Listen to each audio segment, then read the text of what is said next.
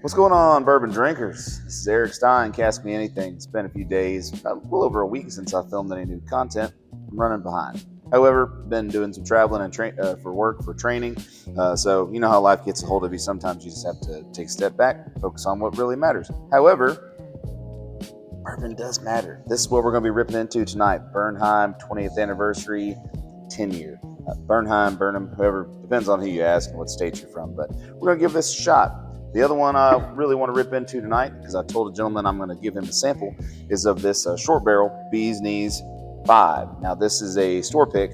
This one is actually a couple proof points lower than the standard Short Barrel Bee's Knees 5. This one is 107.2 proof, and the store pick's 105.8. So I've had this one before, so we're going to set that one aside and focus on this store pick. So let's rip into these, see how they taste. All right, now I have made no secret about how big a fan I am of short barrels. This is the After Swarm 2 that I really love this bottle. This is great. Now, and I already mentioned that I've already done the Short Barrel Bee's Knees Volume 5, the standard bottle. And I also have one that I picked up a few weeks ago. This is a Short Barrel Bee's Knees Meadow Foam. This one I might save for another video, or just drink this one. I mean, this may taste very similar to what we're going to try tonight. We'll see. Now, in terms of which one to do first, we've been talking short barrel. Let's go with short barrel. One thing I have noticed, it is amazing how much footage gets left on the cutting room floor when you're trying to put together a little tasting video. If you notice there's some cuts and jumps, it's because y'all are probably going to get tired of me talking, so I just jump ahead. Oh, that's a nice pop. All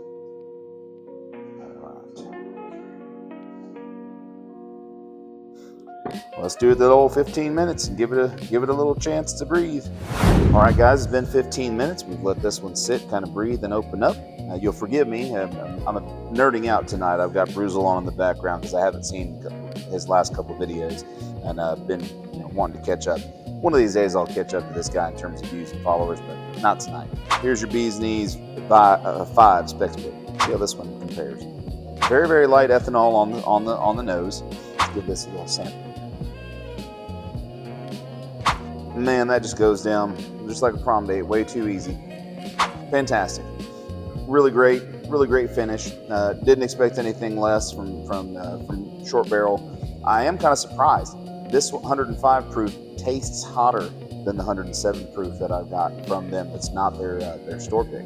So, like I've said it countless times, your store picks are going to be, 9 times out of 10, they're going to be better than what you're going to find on the shelf. And this definitely reinforces that belief. On the palate, I taste more toast than honey than some of these honey finishes. I've had quite a few of the honey ryes, and this stacks up really well. But this is a honey bourbon, so it's really well rounded. I've had a lot of these finished in honey cask bottles here recently, including this store pick, as well as the 5 pictured here. I'm pretty impressed. I mean, these are.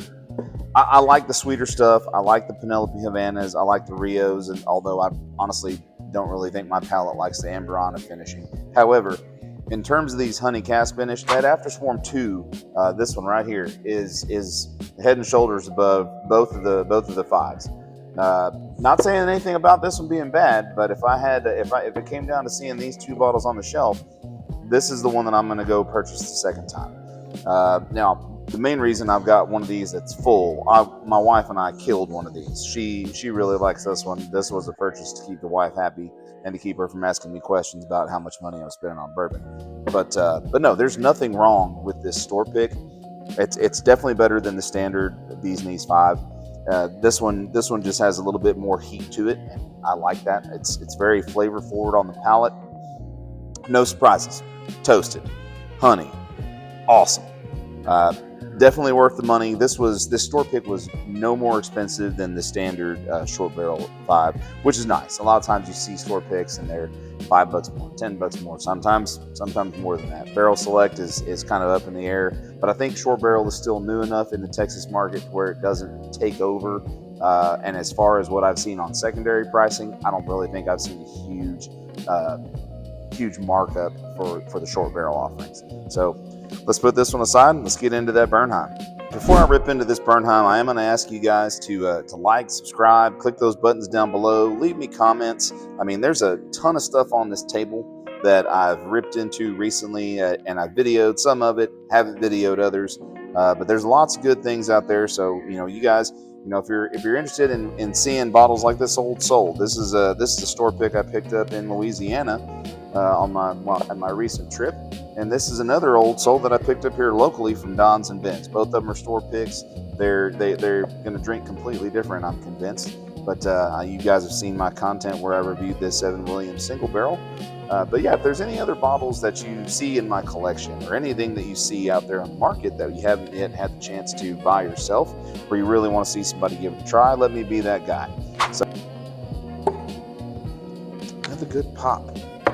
Can't beat it. All right, you know the drill. Pouring her up. We're gonna give her a nice 15 minutes, and then we'll be right back.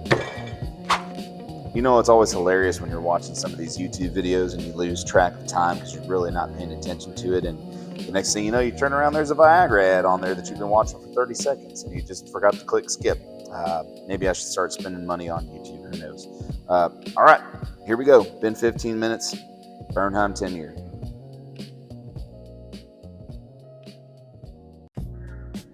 Ooh, that's different. Now that hits completely different on the front of the tongue than it does on the back end. That's doesn't really taste like a lot of the wheaters that I've had. And now that could be because I'm not delved into many offerings from this distillery before, but it's not scaring me off. But it is a very different flavor profile. It's not strong at all. There's hardly any proof to this. I mean, what is the proof on this anyway? Damn sure doesn't drink like 115 proof. I will say that.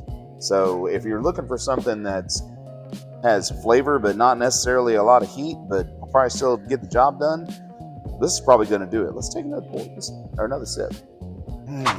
That's different. I get a little bit of fruitiness to this. It's not sweet. Got a lot of the same qualities as the Buffalo Trace koshers, like the kosher wheat recipe. However, this one's a lot higher proof than that wheat recipe. So, all right, so I'm going to be honest with you guys. This is the first Bernheim bottle that I've ever tried. Coming out of Bardstown, Kentucky, I know very little about what their offerings are, other than the fact that I've heard people talk about how good their barrel-proof releases are.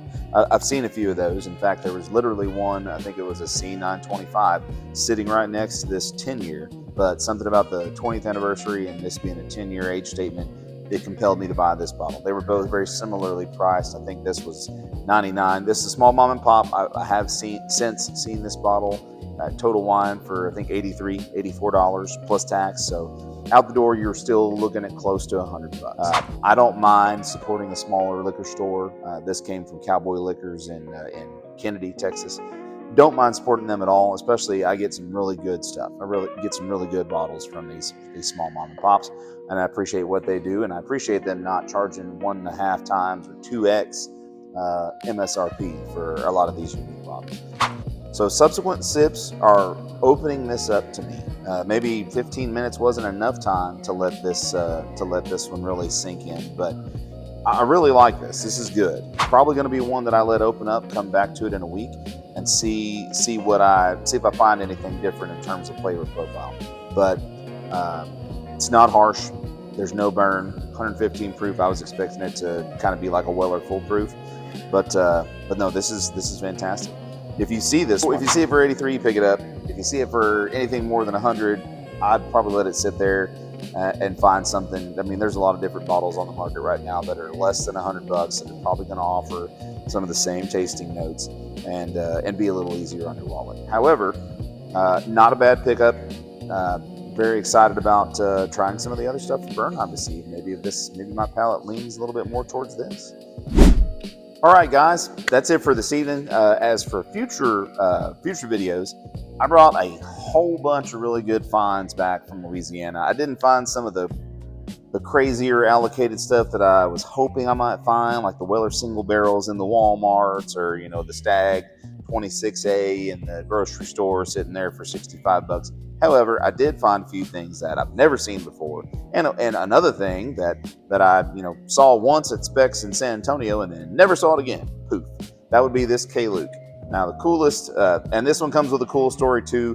I mean, obviously, I don't know if you guys are, in your state, if you're able to purchase in grocery stores, or if you've got to go to liquor stores, and that may be separate from a beer distributor, kind of like they used to do in Pennsylvania. I think they still do that. But coolest thing about this K-Luke bottle, being that you can actually buy bottles from bars/package stores. And if you're really nice, they'll let you open the bottle that you buy and sip it there in the establishment. But don't tell them I said that. For that reason, I won't tell you where I found it, but I did find that K-Luke in an actual bar, and we did enjoy the first few pours. As you can see, it is definitely opened, and we've had a couple. Now, another thing I found up there in Louisiana, which I didn't really know Found North was available in liquor stores at all. I thought the only time I've ever seen it has either been on secondary or in bourbon groups or mail order. So this Found North 12-year single barrel, pretty excited about trying this sucker. That sticker, if you can't read it, says "Found by Le Cormier." Don't know anything about this bottle, but heard great things about Found North. Looked it up on Bourbonneur, and value-wise, it wasn't a turd. So I was like, I'll pick it up. Now this, it was definitely not cheap. This is 180 bucks. But I didn't question this store's prices simply because everything else that they had was in line with normal mom and pop type stores. They're going to get beat by the big boxes, definitely. However, the exception to that was this Old Carter. Now this one I saw several of these. This is the Old Carter Rye. This is batch 16. I did see a couple other Louisiana specific releases of this rye. I saw one in a Total Wine that was a Louisiana specific, so slightly different than this. However, I got this for 180 bucks too. Every other store I saw that had this, it was marked MSRP at $229 or higher. So I'll chalk that up as a win. Maybe I saved a few bucks on this one and lost a few on that Found North. However, I don't think that's going to be the case. Another interesting find from my Louisiana travels was this Dark Arts 8-year cask strength. Now this one was you can see that store picture, New Orleans Bourbon Festival 2025. So these are, I wouldn't normally just pick up a random Dark Arts, but seeing this one, higher than the regular 7.5 year age statement bottles, this being 8 years and 115 proof, it's right in my flavor profile in terms of proof. So we're going to give that a shot in a future video. But I'm pretty stoked about this, and this was 75 bucks. Cannot beat that at all. And the last but not least, for a future video, I've just kind of been holding on to this. I found this one in Liberty Hill, Texas. This is that 10-year Augusta Buckner's. We'll break into this one. Maybe I'll pair it with another bottle in a video. But we're very excited. This will be the first time I've tried anything from Augusta. So there you have it. Appreciate y'all tuning into the video. Give me a like, give me a follow down below, subscribe, whatever the hell what platform you might be on, whether it's YouTube or TikTok. Now, before I let you go, I will say this. I did finally get lucky, even though I didn't find it in Louisiana. I found it today. Stag 26A. Now, this one, found a mom and pop, a little higher than retail. I didn't get this one for 65, if I, like you sometimes find in Specs. But it was less than 100, less than secondary, chalking that up as a win. So we'll give that one a shot. Maybe compare that to the 25D, because that right now 25D is hot. I got people asking me for my extras, and that's great. I've been real fortunate to find a lot of the Stag releases this year and the year prior. In fact, I still have my full set of 24 ABCD. I've got the 25 ACD. I never found a B. If you have a B, send me a message, leave me a comment. I'd love to at least get a sample of it so I can say I tried everything from 2025. But very stoked for finding this 26A. In the meantime, you guys, drink often, drink responsibly, be safe. See you guys on the next one.